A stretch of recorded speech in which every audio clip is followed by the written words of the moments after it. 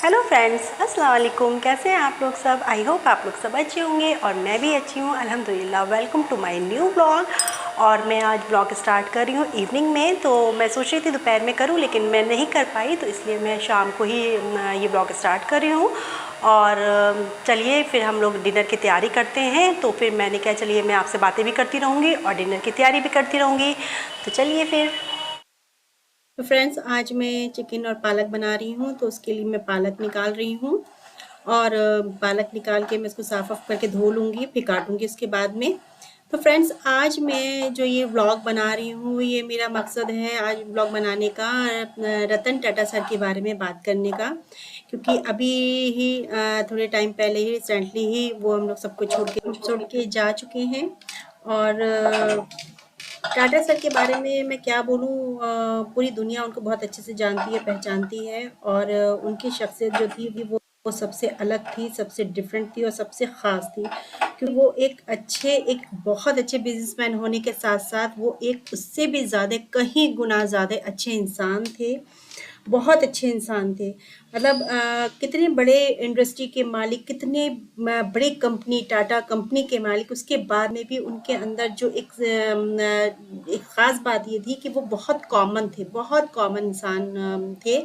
और वो अपने आप को इतना कॉमन फ़ील करते थे और उसी के साथ-साथ वो लोगों को उतना ही कंफर्टेबल फ़ील कराते थे। और उनकी जो भी उनकी कंपनीज़ में जितने भी वर्कर्स थे, जितने भी लोग थे, तो उनसे वो इतने फ्रेंडली थे। और उनको बिल्कुल वो अपने फैमिली मेंबर्स की तरह ही ट्रीट करते थे। और रतन टाटा सर की बात एक बहुत अच्छी ये थी कि वो इतने बड़े जो भी उन्होंने बिज़नेस करा, बिज़नेसमैन जो हैं और भी हैं, तो वो सिर्फ़ अपने बारे में या अपनी प्रॉपर्टी या अपने पैसा या उसके बारे में मतलब ज़्यादा रखते हैं। लेकिन रतन टाटा सर ने सबसे पहले ये कहा कि अगर जो भी कोई बिज़नेस होता था, वो सबसे पहले वो सोचते थे कि उस बिज़नेस से मेरे इंडिया, मेरे भारत का भला हो, अच्छा हो। लोगों की नज़रों में 3 टाइप्स ऑफ सेलिब्रिटीज़ होती हैं, जिसमें मेन होते हैं एक्टर और क्रिकेटर या पॉलिटिशियन। बट मेरी नज़र में ना जो रियल हीरो जो है वो है टाटा सर। क्योंकि वो इतने बड़े बिजनेसमैन होकर नमक से लेकर हवाई जहाज़ बनाने वाले, मतलब इतने इतने बड़े बिजनेसमैन होकर बहुत ही सिंपल और बहुत ही दयालु इंसान थे। जो ये मुंबई में 6/11 जो कांड हुआ था होटल में, तो उन उसमें जितना लॉस हुआ था, जितना भी नुकसान हुआ था, उन सब का रतन टाटा जी ने बहुत ज़्यादा सबकी मदद करी और सबका इलाज करवाया। यहाँ तक कि होटल के बाहर जितने ठेले वाले थे या छोटी-मोटी शॉप वाले भी थे, उन सबको उन्होंने बहुत अच्छे से मदद करी। कोविड-19 के टाइम में भी रतन सर ने 1500 करोड़ रुपए पीएम केयर फंड को डोनेट किए थे। और बहुत ही अच्छे इंसान थे वो। बट रतन सर की खुद की पर्सनल लाइफ जो है ना, कि वो बहुत ज़्यादा अच्छी नहीं रही और वो अकेले ही रहे और वो अनमैरिड थे। और ये नहीं कि वो शादी करना नहीं चाहते थे या ये नहीं कि उन्हें कोई मिला नहीं, वो तो ऐसे इंसान थे कि उनके साथ तो अगर कोई होता ना तो फिर पता नहीं कितना खुशनसीब होता। बट कहते हैं ना, डेस्टिनी जो होती है वो कहाँ जाएगी। तो सर के मतलब ये कि उनकी शादी नहीं हुई और वो सिमी ग्रेवाल से मतलब बहुत ज़्यादा प्यार करते थे और सिमी ग्रेवाल जो है वो भी बहुत ज़्यादा उनसे प्यार करती थी।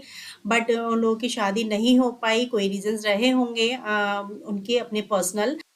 बाद में सिमी ग्रेवाल ने शादी कहीं और करी, बट वो शादी भी नहीं चली और कुछ टाइम बाद वो लोग अलग हो गए। और रतन सर तो थे ही अनमेरिड, उन्होंने तो करी ही नहीं थी शादी। जब सिमी ग्रेवाल से नहीं हुई थी तो उन्होंने शादी नहीं करी।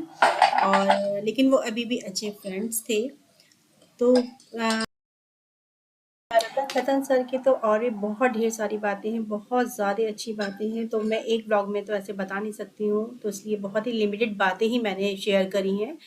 और उन्हें 2009 में पद्म भूषण से भी सम्मानित किया गया था। और अभी उनकी एज थी 86 ईयर ओल्ड थे वो। फ्रेंड्स, जब वो गए हैं ना तो पूरी मतलब कितने लोगों को, आई थिंक मैं तो सोचती हूँ पूरी दुनिया को, पूरी इंडिया को, सभी लोगों को बहुत ही अफ़सोस हुआ है। कहते हैं ना कि मौत उसकी है, करे जिसका ज़माना अफ़सोस। यूँ तो दुनिया में सभी आए हैं मरने के लिए। तो फ्रेंड्स, यही आज का मेरा ब्लॉग था। रतन सर स्पेशल मेरा ब्लॉग था। मैं बहुत दिन से सोच रही थी कि मैं कुछ बनाऊँ उनके लिए। तो देखिए, आज मैंने जो मुझे लगा, जो मैंने फ़ील करा, वो मैंने आप लोगों से शेयर करा है। और देखिए, मेरा खाना भी बन के रेडी हो गया है। अब मैं खाना सर्व कर रही हूँ। और चलिए, आप लोग भी आ जाइए, सब मिलके डिनर करते हैं। सो फ्रेंड्स, आज हम लोगों ने रतन सर के बारे में बहुत सारी बातें करी। और वैसे तो सभी लोग जानते होंगे सर के बारे में, लेकिन फिर भी कुछ मुझे ना वो बहुत पसंद थे, बहुत ही पसंद थे। जब भी वो टीवी में न्यूज़ में कभी आते थे तो मैं यही कहती थी ये मुझे बड़े अच्छे लगते, ये मुझे बड़े अच्छे लगते, क्योंकि उनकी जो पर्सनैलिटी थी ना वो बहुत ही अच्छी थी। अच्छा, वो देखने में ही लगते थे कि वो बहुत ही एक ना जेंटलमैन होंगे, बहुत ही हिंदी बोलते हैं ना विनम्र होंगे, उस टाइप के थे। तो वो मुझे बेहद पसंद थे, बहुत ही पसंद थे। और उनकी पर्सनैलिटी थी भी बहुत ही अच्छी। और क्योंकि कहते हैं ना जब किसी इंसान की काम अच्छे होते हैं, उसके काम अच्छे होते हैं इंसान के, तो वो उसकी पर्सनैलिटी में शो होते हैं। तो इसलिए वो मुझे बहुत अच्छे लगते थे। और वो एक तो वो अपने सारे वर्कर्स को वो अपने बहुत ही फैमिली मेम्बर्स की तरह उनको ट्रीट करते थे। और उनसे सब बहुत प्यार करते थे, बहुत ही ज़्यादा प्यार करते थे। और इसलिए ही वो पूरे देश के दुलारे थे। और उनका नाम रतन टाटा था, तो लेकिन वो नाम के ही रतन नहीं थे, वो सच में रतन थे। मतलब जिसकी कोई कीमत नहीं होती, वो थे वो। और वो बहुत ही अच्छे इंसान थे, और पर्सनली तौर पर वो मुझे बहुत ही पसंद थे। और जब वो गए तो मुझे बहुत दिल से बहुत तकलीफ़ हुई। और इसलिए मैंने उनके बारे में मैंने सोचा मैं आप लोगों से बातें करूं और कुछ अपनी फीलिंग्स शेयर करूं। सो फ्रेंड, इसी के साथ ही मैं इस ब्लॉग का एंड कर रही हूं। और इंशाल्लाह फिर एक नए ब्लॉग में आपके सामने आऊंगी। और जो भी करूंगी, चाहे वो लंच हो, डिनर हो, इवनिंग रूटीन हो, मॉर्निंग रूटीन हो, या कहीं बाहर का हो, तो जहाँ कभी होगा मैं वो ब्लॉग बनाऊँगी और आपके सामने पेश करूँगी। अगर आपको ज़रा भी अच्छा लगता हो तो प्लीज़ मुझे सपोर्ट करिए। और तो चलिए फिर ब्लॉग का यही एंड करते हैं। इंशाल्लाह फिर मुलाकात होगी। ओके, अल्लाह हाफिज़।